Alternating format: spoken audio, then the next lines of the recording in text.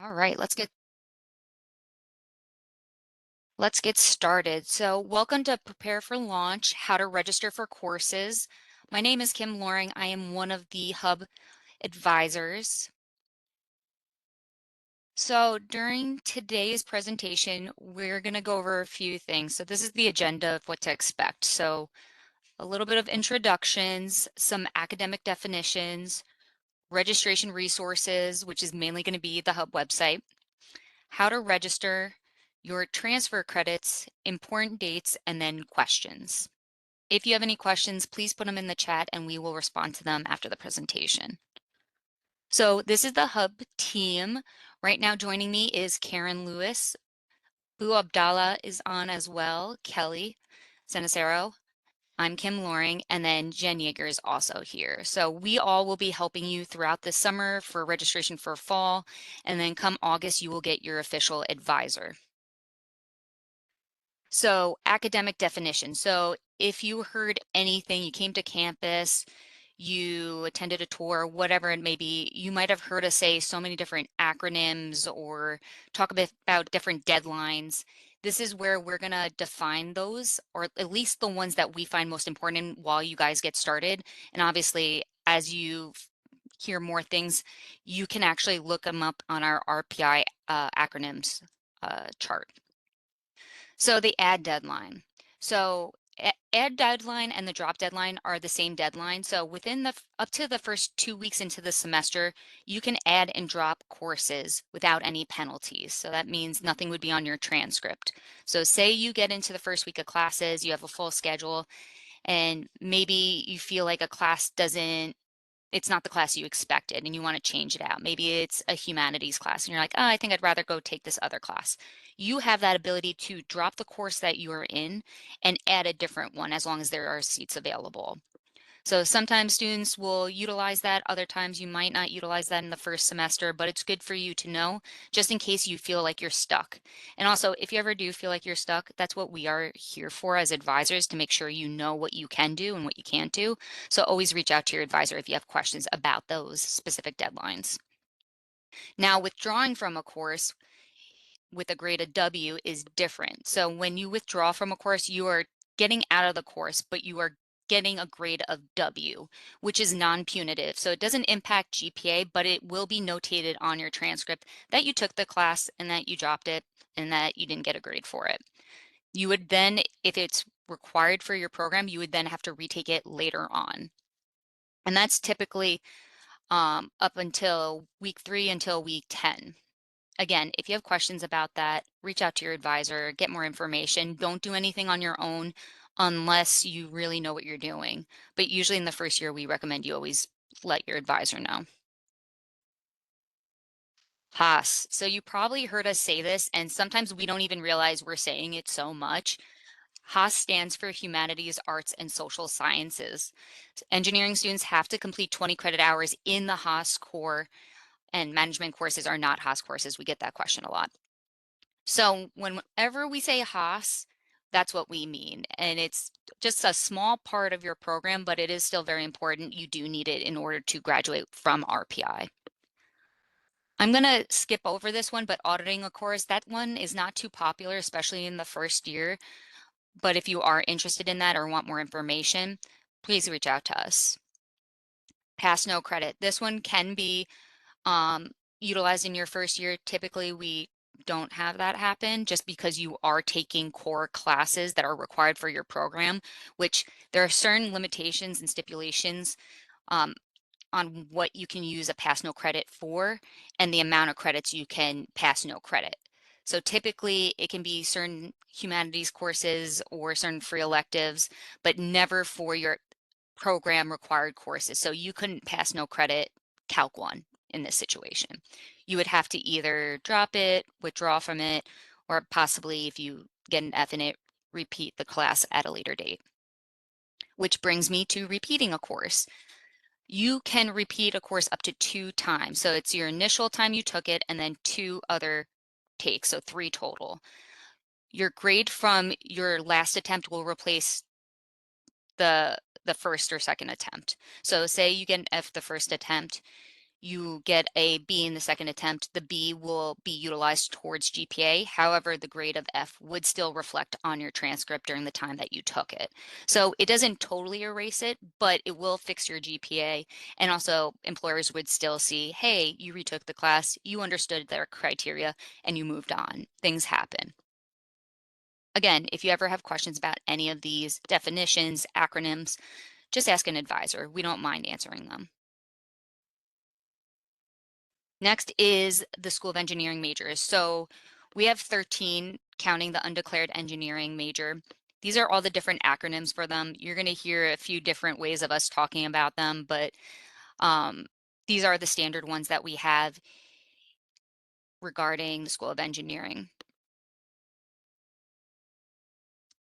This one, so if you're unsure about your major, or even if you chose a major and you're wanting to possibly look at others, a great class to add to your fall schedule is Engineering 1700 Introduction to Better World Engineering. And it's a 1 credit hour seminar class held on Monday nights, or early evenings, I should say.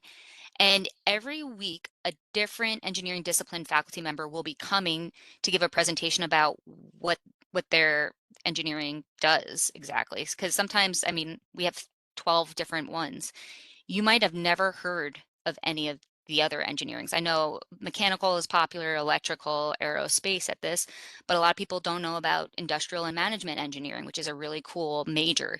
So I always recommend students, if they are not sure, or maybe you just want more information, sign up for the class. It's, like I said, 1 credit hour seminar. It can be used towards free electives, but it also gives you that knowledge, and you can connect with faculty members during that time and start maybe even building a relationship if you wanted to. And also the plus is we will be facilitating it this year, so you'll be seeing us as advisors in each of them. If you already decided, hey, I applied for a specific major, I want to change it. I don't want to go that route anymore. That is completely fine. You can still do that through your admissions portal. So you don't have to fill out any paperwork with us. We don't have to sign off on anything. You just do it internally. And it might take a few days, but you can get it done before registration. Now, if you already made your schedule and then you just decided you wanted to make a change, sign up for drop-ins, and that way we can talk to you about maybe an updated schedule just to make sure you're on track, or just go through your schedule in general. But definitely an easy part of the process. If you decide to change your major once the semester started, then there's a different process for that, just so you're aware. It's not difficult, but there is a different process. And resources. So you've probably heard us say 5 million times, please check out our website. Well, it's going to be me saying it again. Please check out our website. And you're going to see all these recordings that we have. We have one for how to use the scheduling tool Quax, how to transfer your credit in. And also we have all the presentations uploaded too. So if you don't want to listen to our voices, we understand. Just go read. Um, and also important dates. So, and also our past communication. So if you just came into School of Engineering, I know sometimes you miss some of the communications. We always have it on our website. If you lost it in your email, totally understand. Go to our website. We have everything there. And now I'm going to hand it off to Karen. Thanks, Kim. Hi, everyone. I'm Karen Lewis. I am also one of the Hub advisors. Now we're going to start talking about registration, which is why we're pretty much here this summer with you guys. There's two different documents on this particular page here that I want to go over. The first one on the left-hand side of the screen is what we refer to as your registration checklist.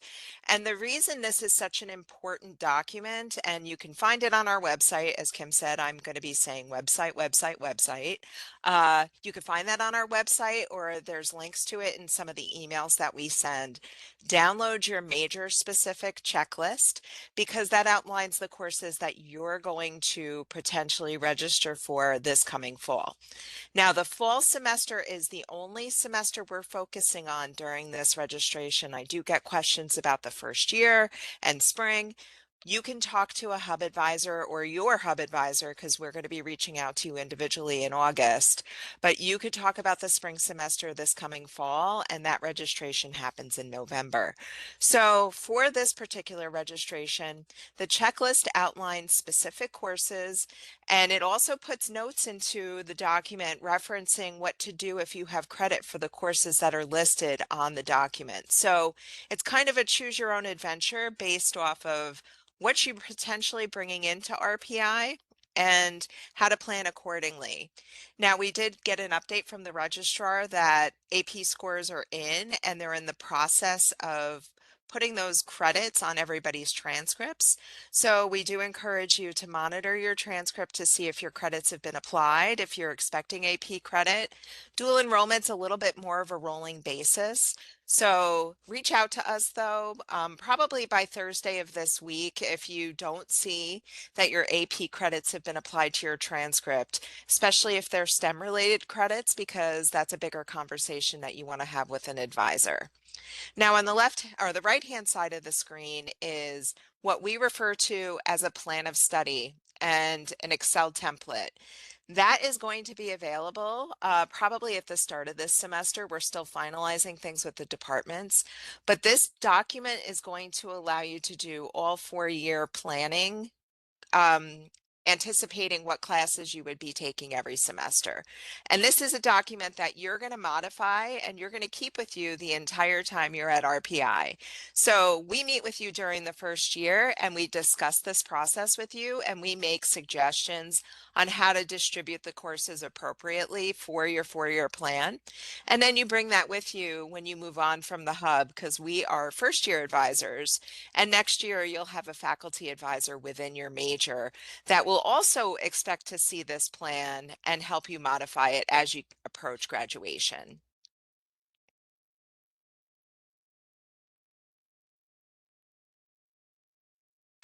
So back to registration. The first thing that you're going to do obviously is download your checklist. Now off of that checklist, you're going to have both documents open. You're going to have this document or this app, which is called the Quacks platform. This was created by our computer science students, and it's a great tool to create schedules that don't conflict with other classes.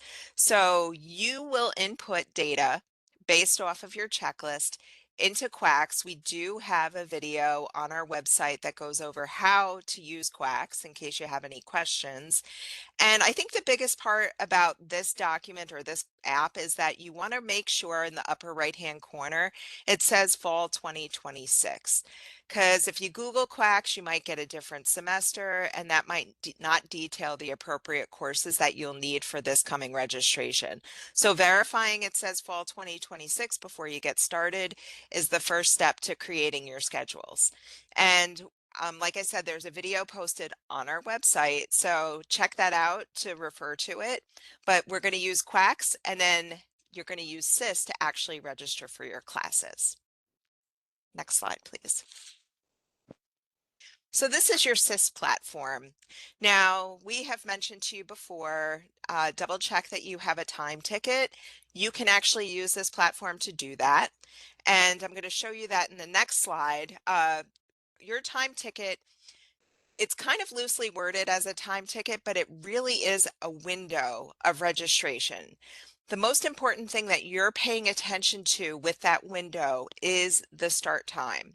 So a majority of students will register on the 13th, and the starting time on the 13th or the 10th if you have early registration for early decision or other subsidies, but you definitely want to pay attention to the specific time.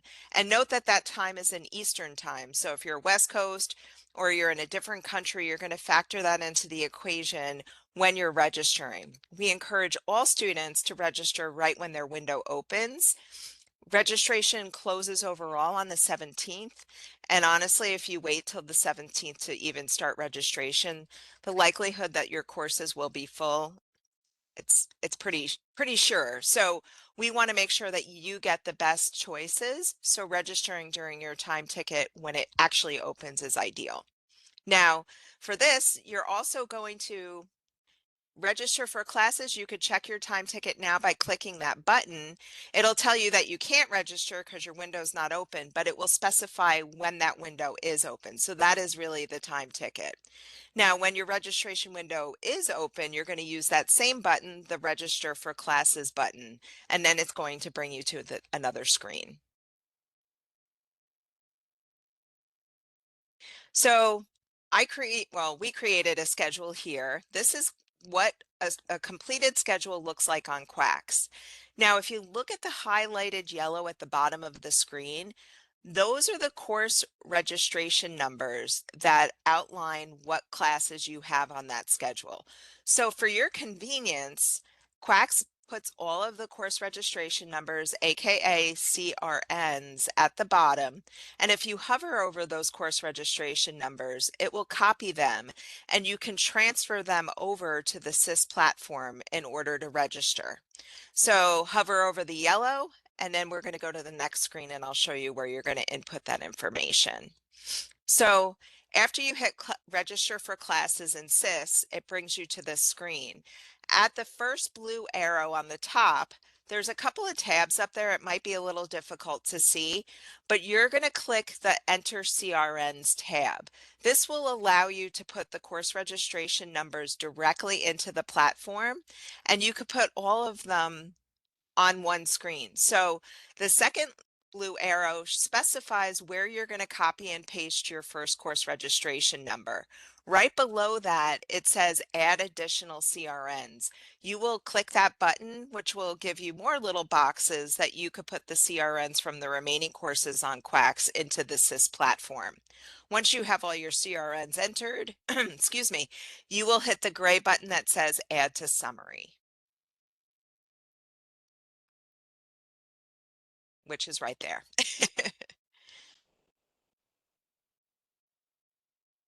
Now, once all of your CRNs are added, you're going to have this screen. Now, on the left-hand side of the screen, it's going to show you blocks just like Quacks does with the schedule. On the right-hand side of the screen, it details all the courses that you're potentially registering for. Just note, you're not done registering for your classes until you hit that gray button, Submit, at the very bottom. We have had students get to this point, have everything loaded, forget to hit Submit, nothing is registered. So make sure you do that. Now, once you hit the Submit button, you're going to look at the status on the right-hand side of the screen where those little green highlights are that say registered. If you receive an error under any of those courses, that means that the course might have been full, it might have been restricted.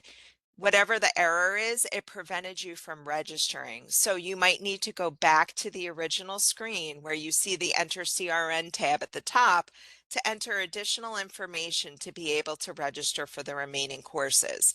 So hopefully it happens all in one shot. You get all the classes you want, but this is the platform that you're going to be using, and you potentially might have to go back to the screen. You might want to leave Quacks open during the registration process in case you needed to find a different section of a course. So that'll allow you to also keep, bouncing back and forth, keep both of the screens open throughout the registration process.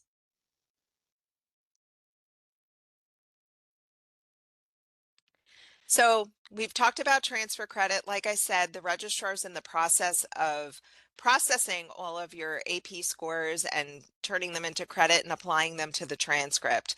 We don't want you to panic if you don't see them just yet because we did get a big data file. So our registrar is working through all of that right now. But like I said to you, if you don't see your credit applied by maybe Thursday, we would want you to reach out to an advisor just to let us know if there's anything that's potentially going to impact this registration. So for example, if you had credit for Calculus 1 that hasn't been applied yet, that would be an instance where you'd reach out to one of us. So we do have another recording on our website about transfer credit and how it can be applied. So you can always check that out, or you could reach out to us in the chat or email us about specific questions or attend one of our drop-in sessions, which we're having right through registration.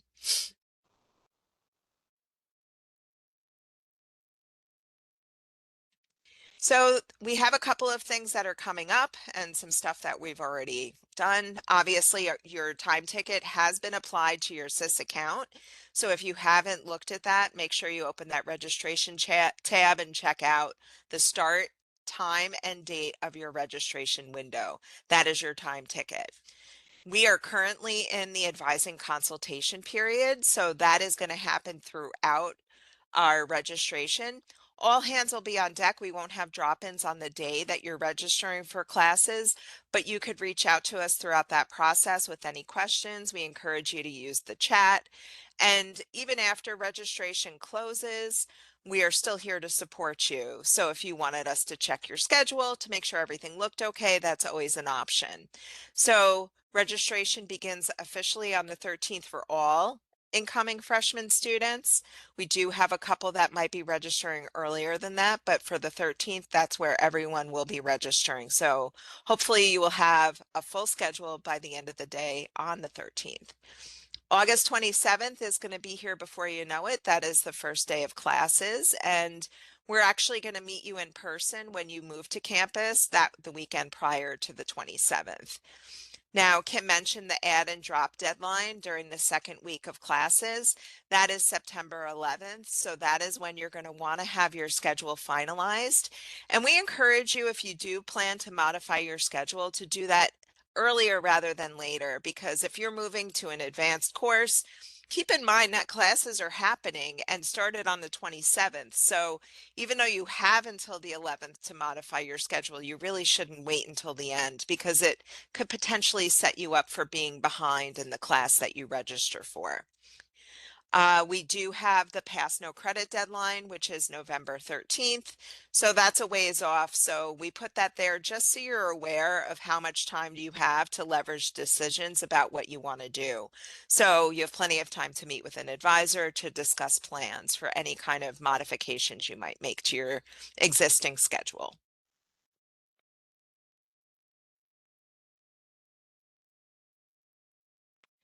So here is our homepage or our website. This is something if you haven't bookmarked, we encourage you to do so, because this is going to be your landing page throughout the entire first year.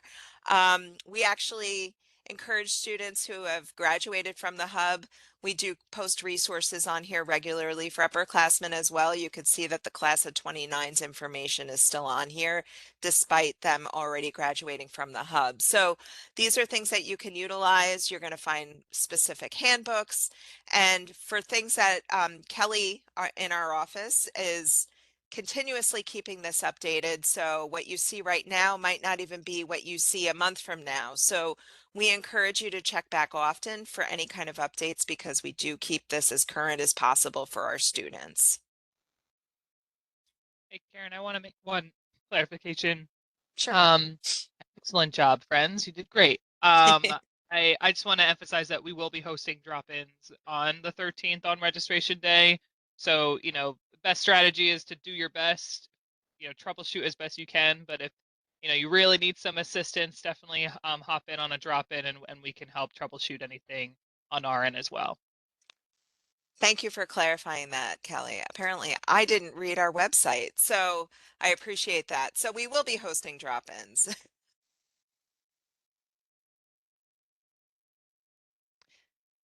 Okay, do we have any questions? Is there anything that you want to ask us specifically? We're happy to assist.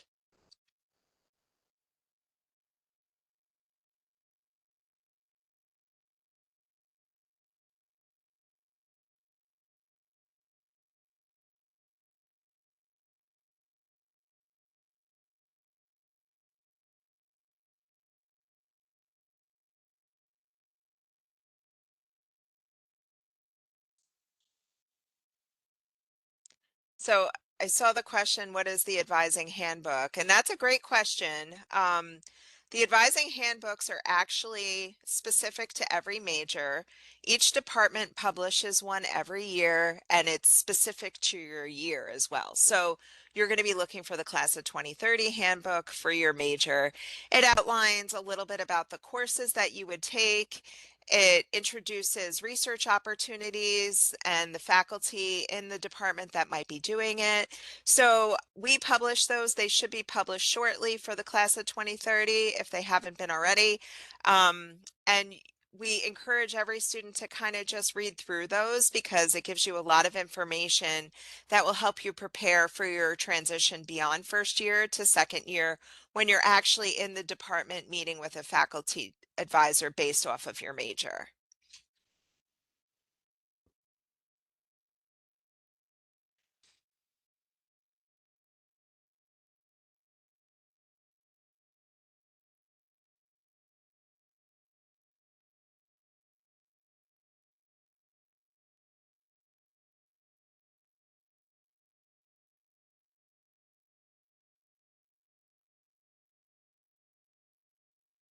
Did we do such a great job? There's no questions?